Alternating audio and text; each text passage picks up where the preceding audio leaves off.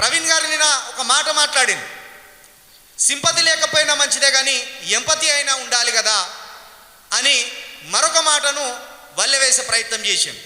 Yes, ఈరోజు బాధితురాలి వేదనను అర్థం చేసుకొని అమ్మ స్థానంలో ఉండే బిడ్డ భవిష్యత్తుని ఆలోచించినట్టుగా అమ్మ ఈ రాష్ట్ర నాయకురాలిగా, ఈ రాష్ట్ర మహిళా నాయకురాలిగా, ఒక అమ్మ స్థానంలో ఉన్న మా పార్టీ నాయకురాలు బాధితురాలి పట్ల చాలా విజ్ఞతగా, వివేకంగా ఆలోచించి మాట్లాడింది.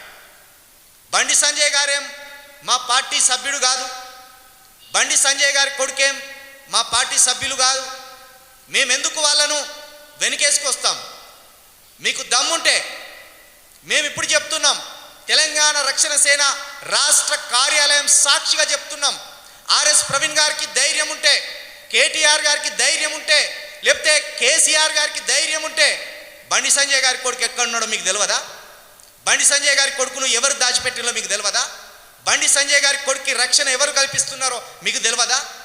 నేను చెప్తున్నా, మీకు ధైర్యం ఉంటే బండి సంజయ్ గారి ఇంటి ముందట మీరు ధర్నాకు దిగాలి, రాష్ట్ర ముఖ్యమంత్రి గారి ఇంటి ముందు మీరు ధర్నాకు దిగాలి. అది విడిచిపెట్టి సెక్షన్ ఆల్టరేషన్ చేయమని ఒత్తిడి పెంచారు, డీజీపీ గారిని కలవరు.